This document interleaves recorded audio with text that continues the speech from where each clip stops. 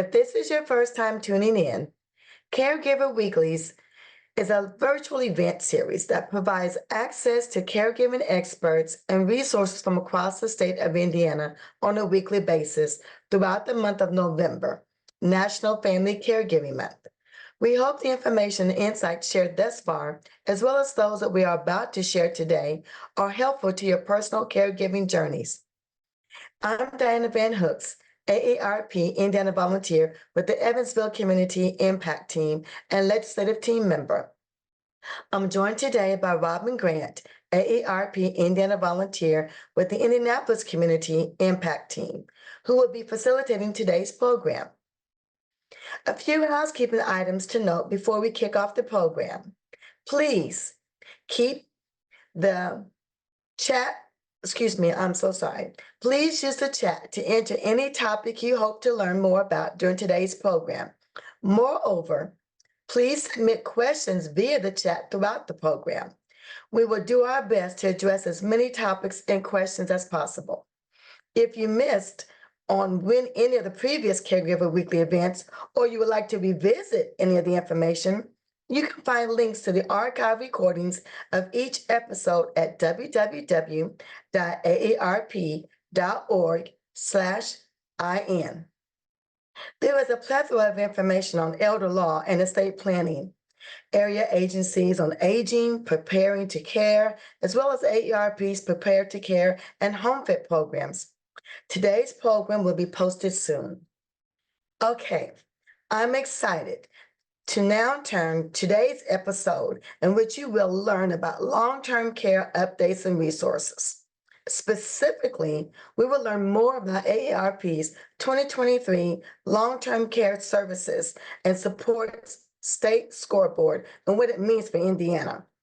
And later, we will hear about Indiana's transition to a managed care system as it concerns Medicaid for long-term care, a program known as Indiana Pathways for Aging. Without further ado, I want to hand it over to Robin Grant to kick us off.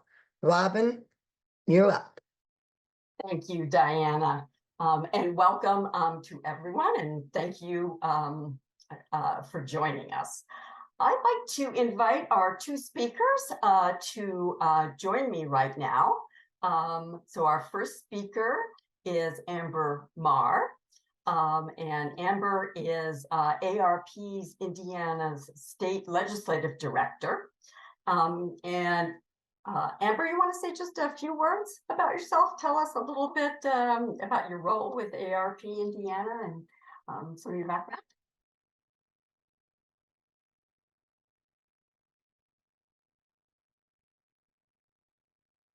Well, maybe we'll jump to our second speaker to introduce himself, and then we'll circle back to Amber. Andrew.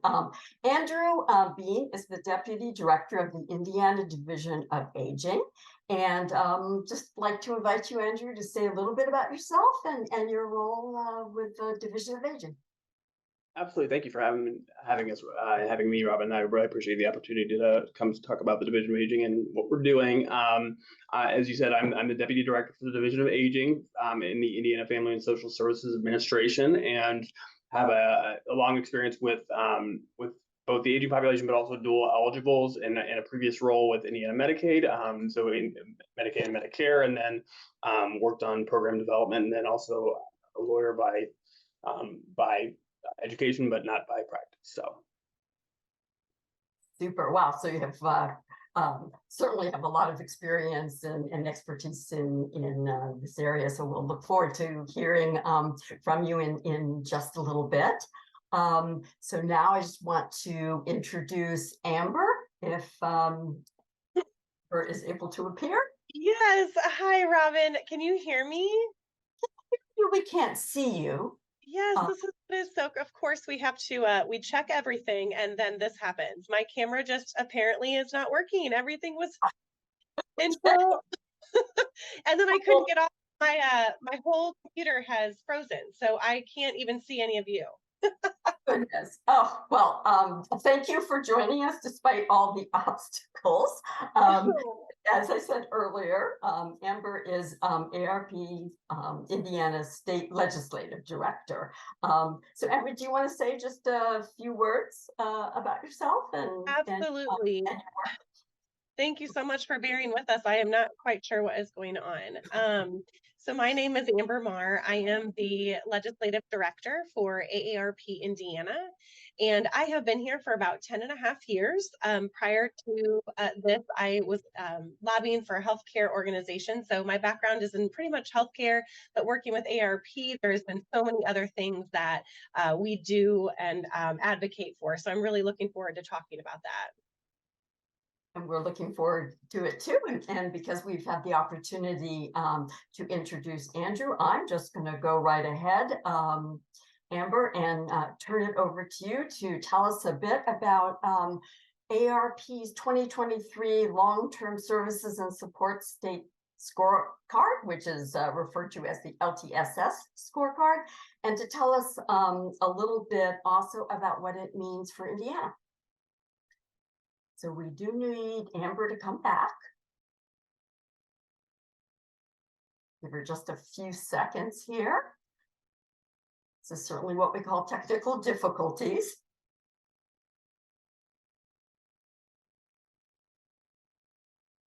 All right, well, maybe we'll just jump, and Andrew, if you don't mind kind of going with the flow here. We'd love to hear from you then about an overview of the State Division on Aging and particularly the transition to managed care for Medicaid long-term services and supports. I know we're very anxious to hear about that. So, so the Division of Aging is, as I mentioned earlier, is located in the Indiana Family and Social Services Administration. We are kind of one of the division that's kind of centered around ensuring that older adults have increased autonomy, access to services, and really truly access to services in the community, and the ability to kind of have the equity of access across all spectrums, even if access to nursing facilities is needed, but having that broad spectrum where you can access home and community based if that is your desire. Is a lot of AARP studies have shown a higher percentage of folks want to stay in the home and in their communities longer, and so the Division of Aging really does support that kind of that goal and those desires, and we work to kind of structure both our support of the Indiana 1915C Age and Disabled Waiver, as well as additional programs like our Choice program and other programs that we operate to help support that kind of equity of access and those choices. In terms of the transition to managed care, what's happening in Indiana is as I mentioned, the Division of Aging currently operates the 1915C Age and Disabled Waiver, and what is happening is we're actually transitioning both the waiver and nursing facility services and long-term services supports in general to a managed care program called Indiana Pathways for Aging, or Pathways for short. And what that will do is that will transition those waiver services and the nursing facility services along with other healthcare services that are provided for both Medicaid only, but there will also be a lot of dual eligibles. So there might be services that Medicare might provide in that space, but all the services that are needed for those members, and that will be provided by a managed care company that runs a managed care plan and will provide those services rather than those services being provided by the state team. Robin, are there any other kind of details you want me to flag? A question: what would you say will be like the major differences kind of between the current system of long-term services and supports and the system under Pathways? I mean, just the major points of difference. So, I mean, I think one of the biggest differences, I mean, there will be multiple plans that will be serving individuals. So instead of the state being the primary entity and paying those claims, you will have 3 different managed care companies that will be providing the services to their members. I think also you'll see a better, while the state administers certain contracts for specific Medicare Advantage organizations called dual eligible special needs plans, you will see more coordination between the managed care companies who are in pathways and the dual eligible special needs plan, because we've kind of built in these requirements around alignment, so that the companies that will be operating the managed care entities will also be operating the corresponding Medicare Advantage dual eligible special needs plan. So hopefully that will deliver, because of the high percentage of dual eligibles, which are individuals eligible for both Medicare and Medicaid in this program, there needs to be mechanisms to help align and to integrate that care, because that's causes a lot of the health inequities, as well as the lack of access to services, is when someone is dual eligible, because of the fact that Medicare and Medicaid have such vastly different rules. So, Andrew, if I understood, it sounds like there are going to be 3 companies, managed care companies that will, with 3 different plans. How does somebody decide what plan or do they get to choose what plan, or how does that work? Yes, I mean, they would, and I say this with there are still details being kind of developed in terms of this process and everything. So this is, but they would be outreached to, they would be given the choice of plan. If they don't pick a plan, then there are mechanisms to kind of make sure that a plan is assigned to them. But they do get the option to pick their plan. So if one were assigned to them down the road, would they have the possibility of changing? Yes, absolutely. I believe this program has, I think, the most options or opportunities to switch plans of any of Indiana's managed care programs and stuff. So there's a lot of mechanisms by which they can actually switch their plans if they are not wanting to stay in that. So we know that in the current system, the area agencies on aging play, a big role in terms of connecting people to services. What is that? What will be their role during the transition and kind of moving forward? So I believe, I mean, they're still going to be playing an incredibly robust role in the system, both initially in the kind of interim kind of transition stage, but also just long term. They will still be providing the functional assessments for individuals for the first year going into the program, and then they will also be doing the service coordination as well for individuals. I think the biggest thing that I can add is that they're still going to be the front door for most of Indiana's aging Hoosiers. So I think regardless of whether the exact nuance of their role, they're going to still be a seminal player in Indiana's aging network and the ability of folks to actually get access to care, because they're going to be that front line that people are going to be able to access over time. Okay. So it sounds like they're definitely going to retain their importance moving forward. Okay. So we have a question that came in, so I want to backtrack just a bit. Could you explain what a dual eligible is for those who aren't familiar with the term? Yeah, and I shouldn't have used that term. I don't think most people identify as that. But when we refer to someone as dually eligible, in this context, I'm referring to someone who has both Medicare and Medicaid eligibility and enrollment. So they would be eligible for both, and that can be either that they aged into Medicare and have Medicaid. So they turn 65, they get Medicare, and they have Medicaid, or it can go the other way too. They already have Medicare, and then they end up needing Medicaid for long-term care, and they end up spending down and becoming eligible for Medicaid. In that sense,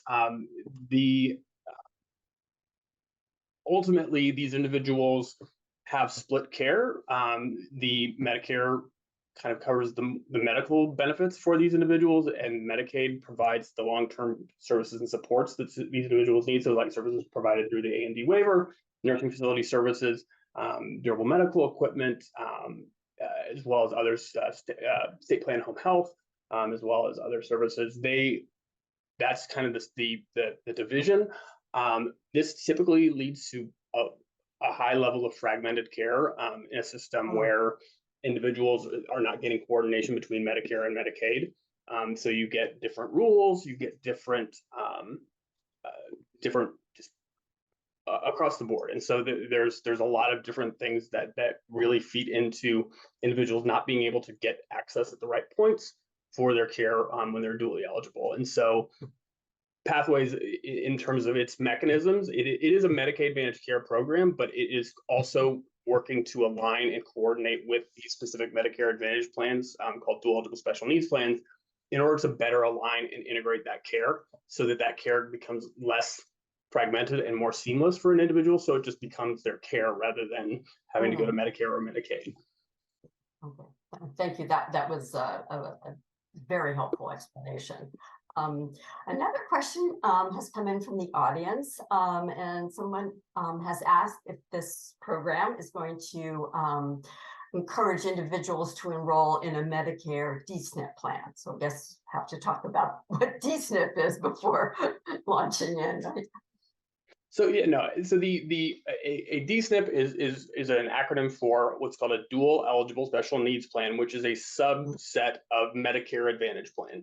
That is designated specifically to serve individuals who are eligible for both Medicare and Medicaid. There can't be anybody enrolled in these plans that are not eligible for both Medicare and Medicaid. If they are not, they would be disenrolled or they would not be able to actually enroll in the first place. The state of Indiana values alignment and integration. We see that we've done a lot of things with these dual eligible special needs plans. Oh, and just backing up one step, the state of Indiana is required to hold contracts by the federal government, by the Centers for Medicaid and Medicare Services, to hold specific contracts with dual eligible special needs plans in the state. These are called state Medicaid agency contracts. And in order for a dual eligible special needs plan to operate in the state, they actually have to contract with the state, and the state has to enter into a contract with them. So if the state does not choose to enter into a contract with a dual eligible special needs plan, then that plan will not operate within the state.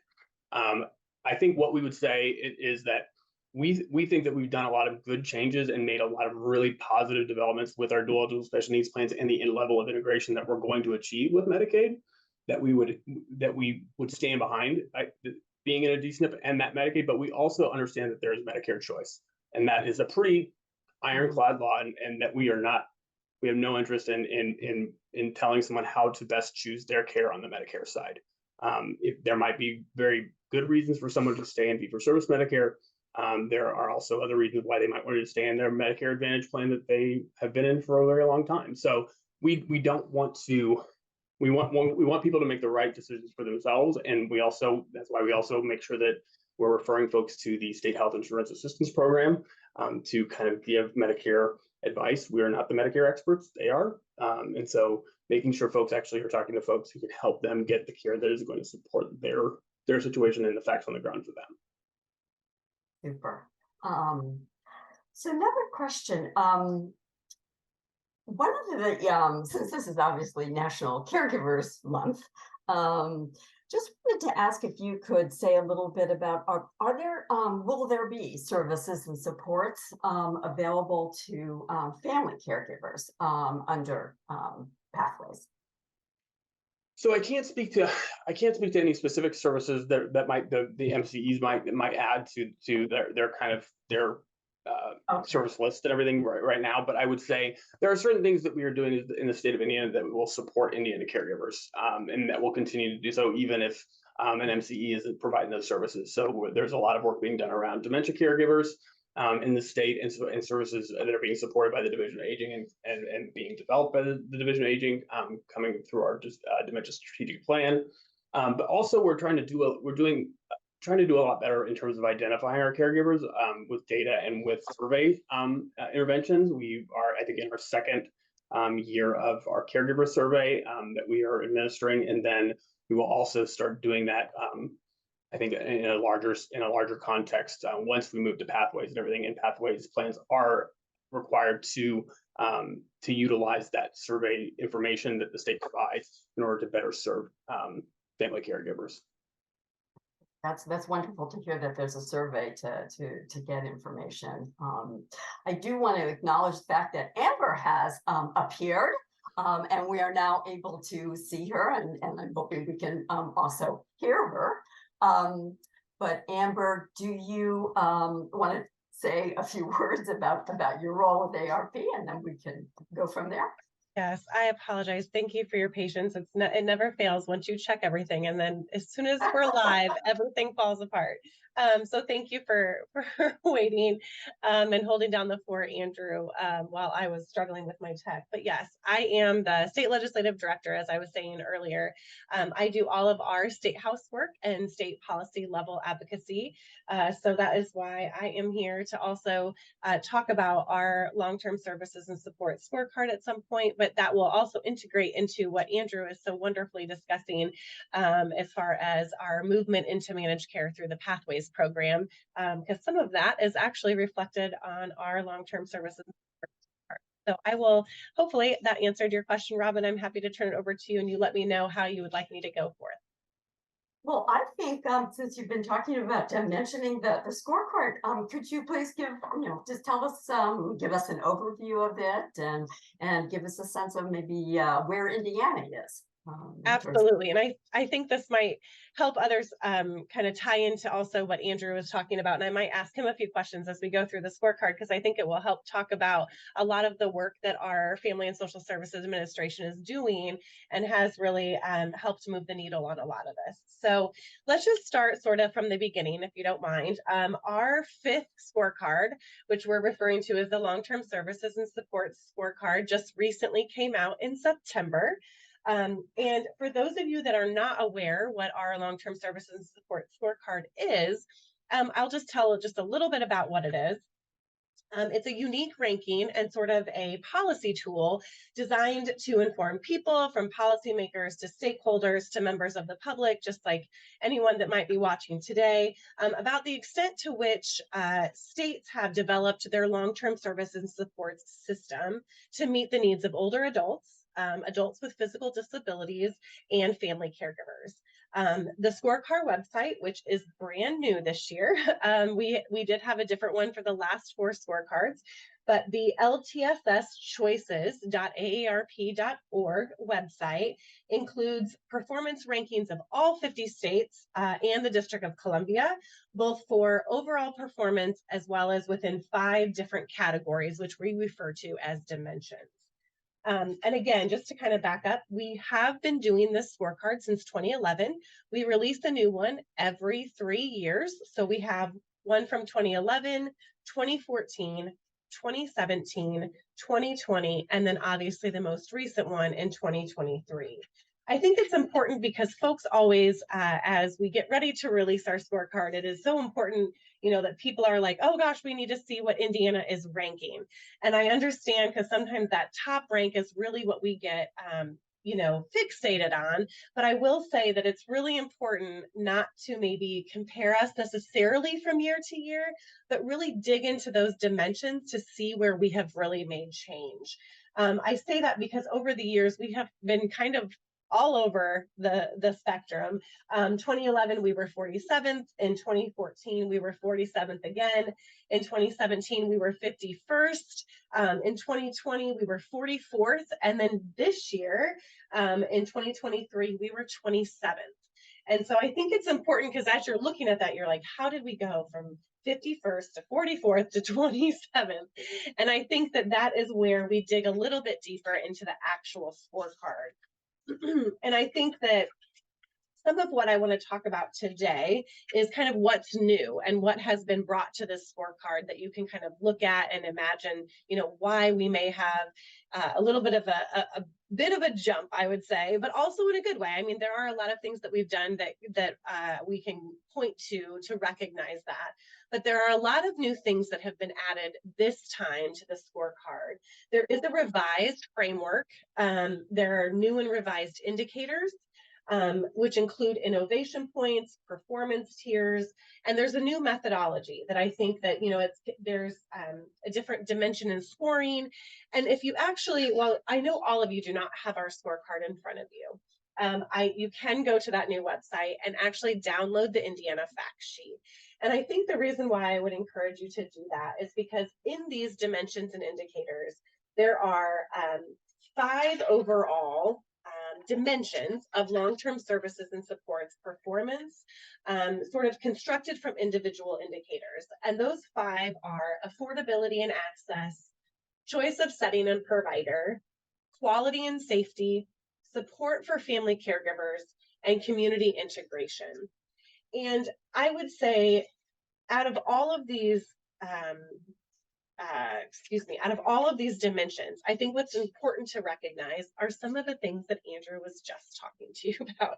And he mentioned Medicaid, long-term services and supports, balanced spending, which I will say right now, when you look at our movement to manage care, the whole reason why we're looking at this is to really to be able to provide individuals more option, obviously a way to navigate the system in a more efficient way, so that an individual that is in Medicaid or dealing with all of their doctors and everything that's happening, this really is a streamlined process so that folks can navigate the system better. Right now, or I guess previously, we were 18% on home and community-based service spend versus the remainder of that was spent on long-term care, actual facility-based care.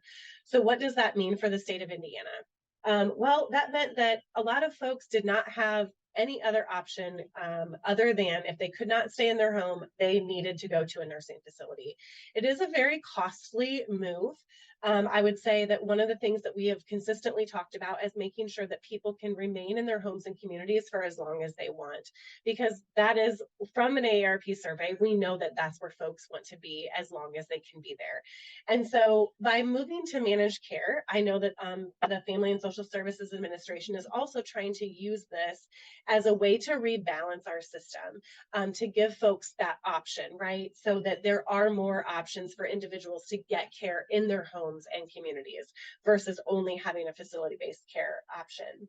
On our scorecard, this year, we were actually 23% up from 18, which I know doesn't seem like a very high jump, but I will say after we make this movement to managed care in 2024, I think it's going to be very important for us to not only watch how that percentage changes over the next 3 years, and really builds up the home and community-based services space. And obviously, we can't necessarily talk about that with also understanding that there are a lot of workforce issues that kind of go along with that discussion, which is also something that FSSA is and has been working on and putting together stakeholder groups and input and sort of dealing with all of this at the same time. I know that that is a huge concern to some folks here in Indiana, like how do we allow or provide more home and community-based services when we don't have the workforce? Well, we're going to have to try to build it, and we can't do it unless we're doing it, I guess, all at the same time, at least in my perspective, because it has been so long since we have worked on a lot of these issues. So that's why I'm really excited that Andrew was sort of explaining what this would look like for folks and their movement to the Pathways program. The website, I don't know if he mentioned that, but might hear in a little bit about where folks can go to get information and read a little bit more about it. And that will also, looking down the road, and the fact that our scorecard will most likely come out in 2026, that is an indicator that I think we will be very proud of, and something that the state has been working very hard to ensure that folks get the care that they need and want, where they want it, and by who that they want it from. And so that has been a huge conversation that AARP and FSSA has really been, and many, many other stakeholders have been in conversations about how to make this sort of a better system. The status quo was just not okay anymore.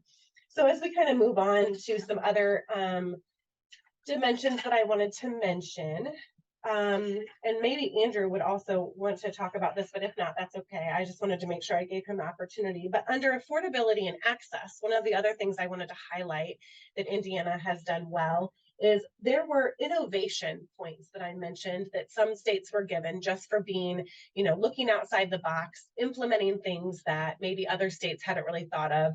And it's listed as Medicaid home and community-based services presumptive eligibility.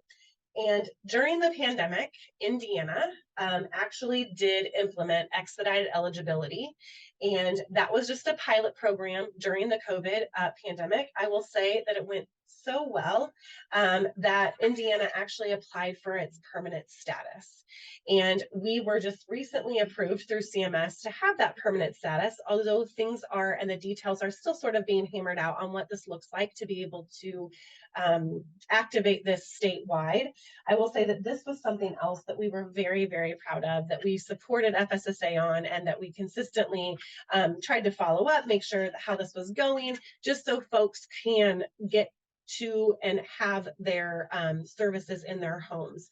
And this is like an expedited eligibility process that if you are not on Medicaid, but you know, everything seems to point that you would be eligible for in-home community-based services. I don't know, Andrew, do you mind if I throw it to you to kind of talk about this? No, absolutely not. I mean, well, so one thing I did want to mention, Amber, we actually did go statewide, and it actually has been implemented in full. So we are currently doing the new program completely statewide.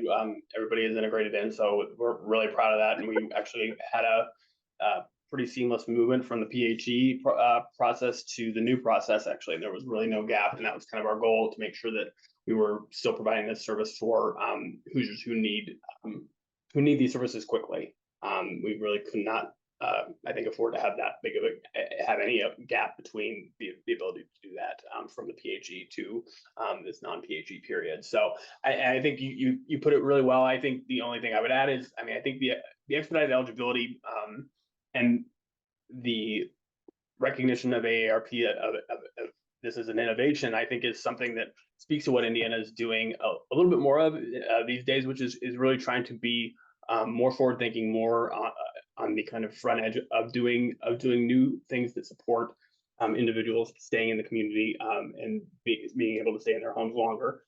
This was, I think, kind of a good kind of precursor to our pathways work, in terms of it really does speak to those needs of getting people access quicker to those services, so that they don't have just one option of a nursing facility, or they don't have one option of certain services because they don't have other provider networks in their space. Or we want to make sure that people actually get the services they need, and don't have barriers that are kind of artificially kind of constructed for them based on certain systemic requirements. So the expedited waiver eligibility was a big point of pride for all of us at FSSA, and was really a big moment for us to get it from the PHE to the non-PHE period. Thank you, Andrew. I think that's really important to note, because the expedited eligibility process, when someone does normally have to apply for these types of services through Medicaid, it can take a really long time, right? To like go through the whole process, have their application accepted and reviewed. I mean, almost up to 90 days, which sometimes by the time that individual might need those services, they may have already had to be put into an institution. And so I think that is why this expedited eligibility process, that when someone is eligible or seems to be eligible from the onset, it's expedited their services to be able to keep them in their homes, receiving the services that they might need, instead of having to wait so long for that to be approved, and then possibly not even be in their homes anymore to be able to receive it where they needed it. So I think that was a really important note, and something to acknowledge that the state of Indiana is doing. I know that back at the beginning of October, and I know you probably don't have any updated stats from that at the moment, but we have helped approximately 7,000 people through this expedited waiver eligibility pilot since the pilot started, and then movement into full statewide expansion. And so I think that is so very important, and something that I wanted to mention for folks, that is listed on the scorecard, and we did get an innovation point for it because we have it. And so I also wanted to kind of, if we could remain on those innovation points. I know that oftentimes we look at the future and kind of think of, you know, what can we do to continue on this great work that we're doing and continue to improve our scorecard. I will say, and I'm not sure that I necessarily am supposed to mention this, but I know that some work is being done on the second page of our long-term services and support scorecard. There were other innovation points given for a multi-sector plan for aging. And I know that there are conversations here in Indiana around getting one of those in place. While we do not currently have one, I know that hopefully by 2026, when the next scorecard comes out, we can say that we are continuing to move this work forward around including one of those innovation points, which includes a multi-sector plan for aging.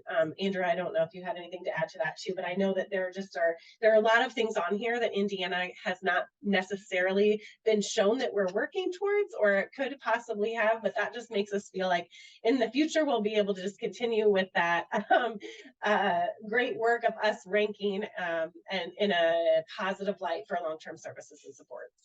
No, Amber, I think that's fine. I think my goal is I mean, hopefully earlier than 2026, we're talking about our multi-sector plan on aging. But I think as part of our work in the Division of Aging to really start moving towards that larger conversation. I mean, and Pathways has been a great kind of I think foray into the conversation around what aging Hoosiers need. And I would say, Pathways I think encompasses about 120,000 approximately aging Hoosiers, a very important population, a very needy population, and need those supports.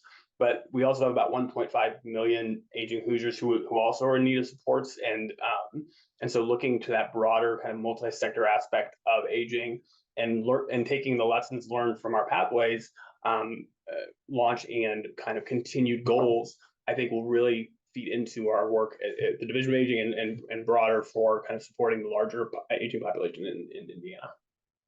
Totally agree. And I think that was sort of the point on the innovation points that were dedicated in this particular long-term services and support scorecard, because I think that it really, although only a few states may have adopted only a couple of these, because there were only 5 innovation points that they divvied out, but it does show that there's notable potential for other states, and really to look outside the box, and things that, Indiana has definitely been a highlight for the expedited eligibility waiver. I know that people are really interested in what Indiana is doing, and that's really something that other states can really try to base off what they're doing in their own state. And same with Indiana. There are things that we're looking at that other states are doing that we might be able to implement here.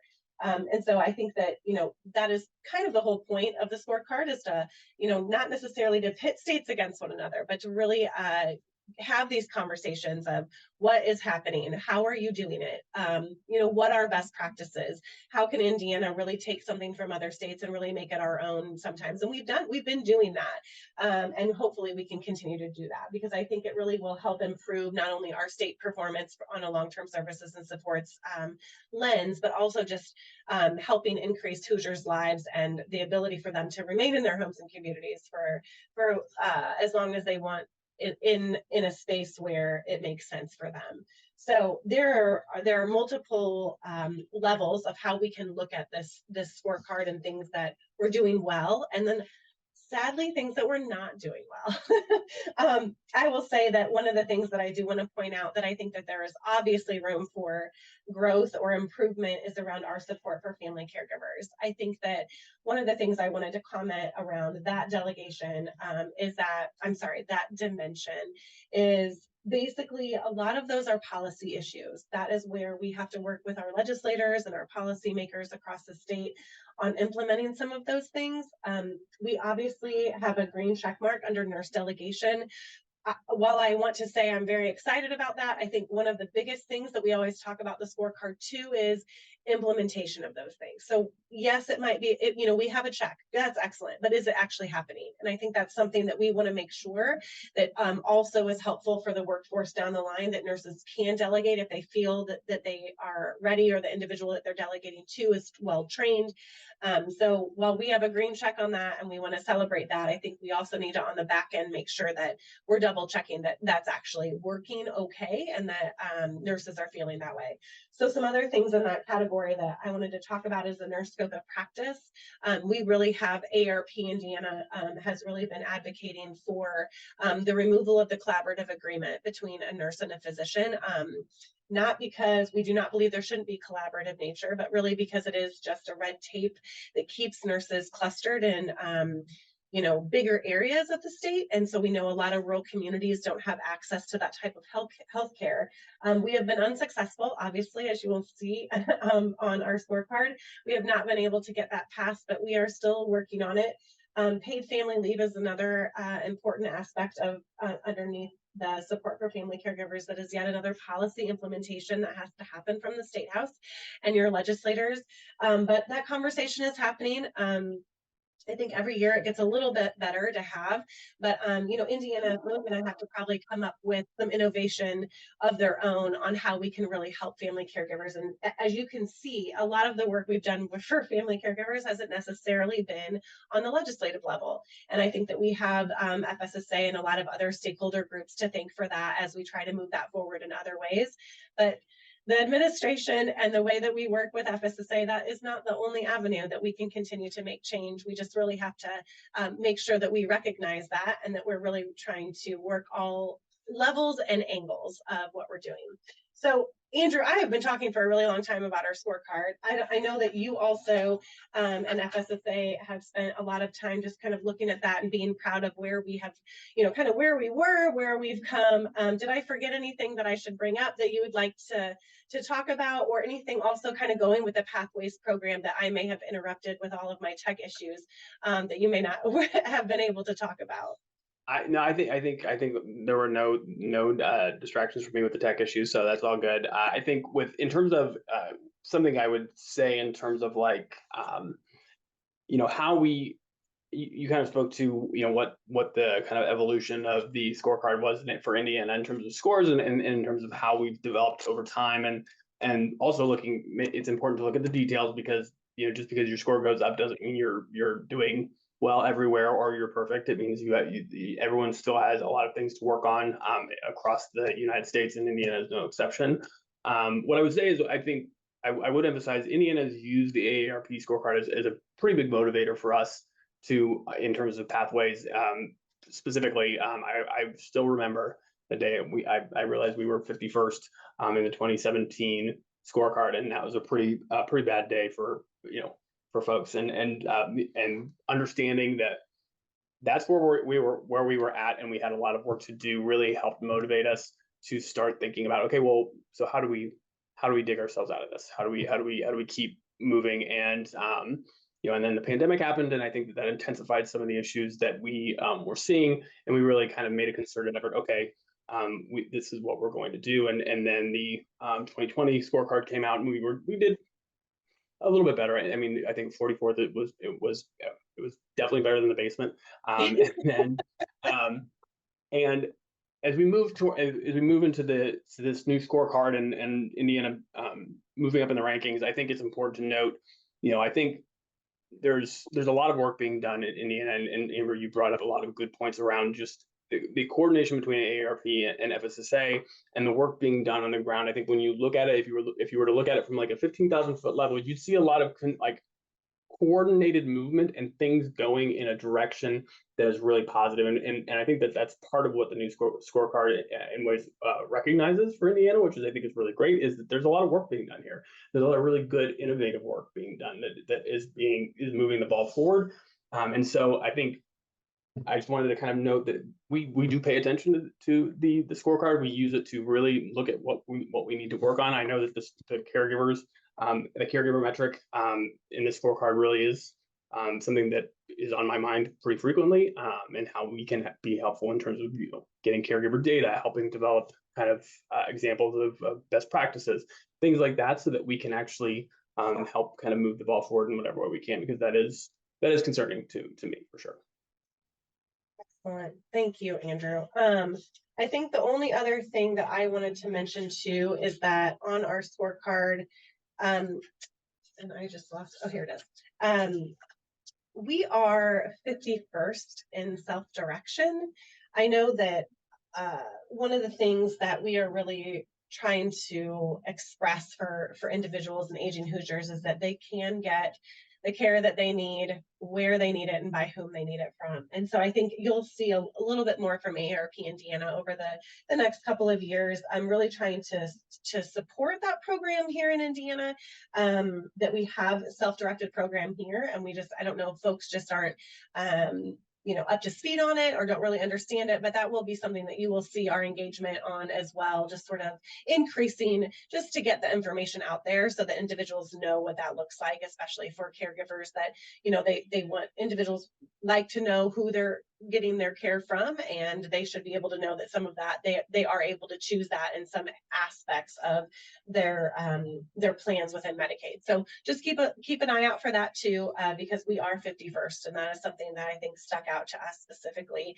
That wasn't the greatest, but overall, I'm really I'm happy about the work that we have been doing as a state. I'm happy for the engagement of not only our members, but our volunteers and just stakeholders, as well as our relationship with FSSA, and really how to move some of this forward in a positive light. And I think if you'll just keep an eye on that Pathways program, I think a lot of that is going to show through on the rebalancing aspect of things, and just the ability to navigate and not so clunky of a system where folks aren't really getting the services that they need.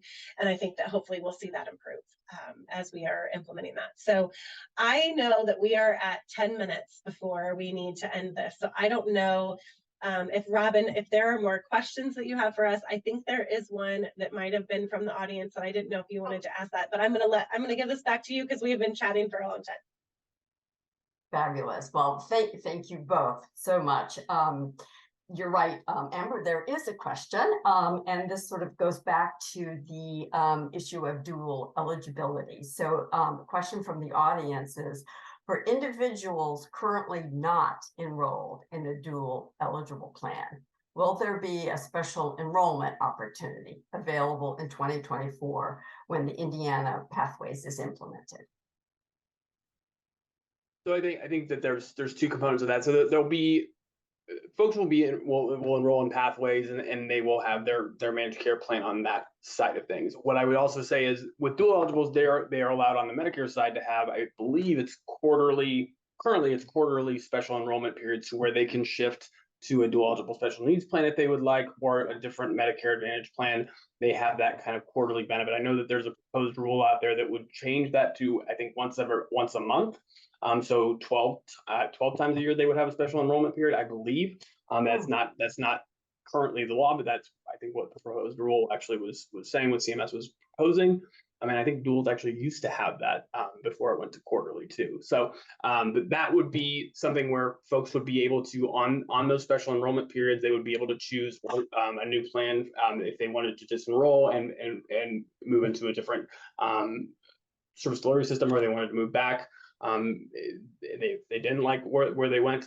So they will have that special enrollment period. If that, I believe that should, I'm not sure if that aligns, if that will align with the first special enrollment period or not for dual eligibles, but I know that there will be those subsequent special enrollment periods. And I would also say that an individual's choice on the Medicaid side actually does, one of the justifications for switching your Medicaid plan is if you switch your Medicare plan when you have a special enrollment or an open enrollment period. So those are things that are both driving kind of enrollment periods on both the Medicaid and Medicare side. Super. Andrew, will that information be on the Pathways website, or the number that individuals can call? Yes. You should just repeat that one more time in case folks need that. Yes, and so and Amber, that was one thing. That was one thing that your technical difficulties, prevented me from saying, which was the website. So, just kidding. The Pathways website for anybody who wants to get more information is www.in.gov/FSSA/pathways-for-aging/.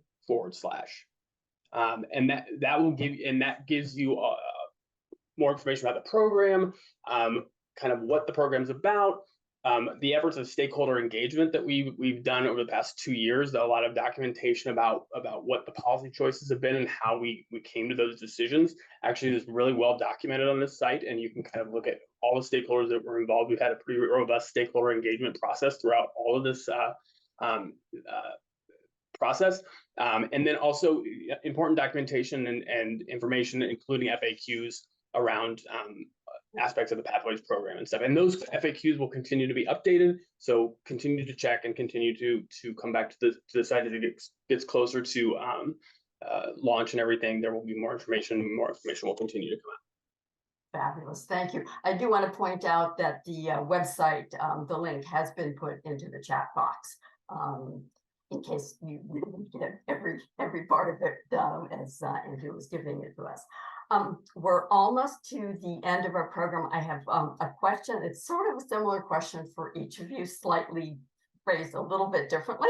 For you, Andrew, I'd like to ask, what can groups, particularly like AARP Indiana, our volunteers, our members, what can we do to help make the transition to managed care a success? So I mean, I think the biggest thing is to have to continue to educate yourselves and be able to provide that education to individuals and to citizens and to members as they move through this process, and really knowing where you can get the information, whether that be Medicare and the State Health Insurance Assistance Program, also known as SHIP. Those are great references. So knowing where folks need to go in order to be able to get the best information that supports their choices, because this is a very personal and very person-centered kind of process. And so they're going to have to work through what their needs are. And this program really does support that. And so just having that knowledge, that education that can support folks making the best decisions and having the best reference points, I think is really critical. That's really helpful. Thank you. And kind of a similar question, Amber, just what can volunteers and members best do to help advocate for continued improvement and change in our long-term care system? Absolutely. I have said this and I feel like I'm just sort of a broken record, but get involved is something. Be an advocate for yourself and for others and your loved ones. Getting involved with AARP even. Not that I'm plugging becoming a volunteer, but I am, because I think that one of the ways that has made my job so much easier, especially at the state level, not only at the State House, but with other community partners and just in general within the administration, is having all of you helping us understand what is happening, what you need, what that looks like out in your community, and what would help you stay in your homes and communities. And I think that that is what has really helped us do our job, because we are able to really share what's happening, share those stories, share what is needed, especially for caregivers. And I think that that is something that I would recommend at any point, or just even as your own self, reaching out to your lawmakers and your policymakers, staying involved in your community and inviting them to join in things that are happening in your community, so they too can kind of see what's going on and what's needed, because there's no one better to tell the story than your story yourself, right? So making sure that you're making those connections and telling those real life stories. So thanks, Robin. That's good suggestions from both of you, so thank you very much. Just want to point people's attention to the chat box, because there is some more information in there about, if you're interested in volunteering, there's a link to get information for volunteering with AARP. And as an AARP volunteer, I highly recommend it, because it is such an amazing way to feel like you're making improvements, not only for yourself, but for other older adults in Indiana. And there's also information from Andrew about the Pathways link. So check the chat box. And with that, I think we're going to have to close our time together here. And I just want to turn things back over to Diana to take us out. And just really quickly, I'm so sorry to interrupt. I will make sure that we can post some of these links maybe when we post the recording on our page. I don't know. I'll make sure that happens, so that people are, maybe if you go to watch the recording, those links can be underneath there. So stay tuned for that. Diana. Sounds wonderful. Amber and Andrew, thank you so much for sharing about Indiana innovation regarding LTC, long-term care support and services. And I definitely want to, on my own, being that I represent seniors, for you young people just having such a passion to do what you do. I'm sure our audience appreciates your insightful expertise. And I, for one, just really do appreciate your passion in doing what you do for us. And the Hoosier long-term care future just looks bright, knowing that the two of you are doing what you do every day.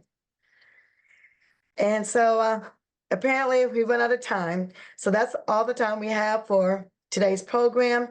Please spread the word and share the events with our networks, whether word of mouth or on your social media channels. You can always find out more information at www.aarp.org/IN for Indiana. And again, thank you and have a great rest of your week. Thank you everyone for listening in.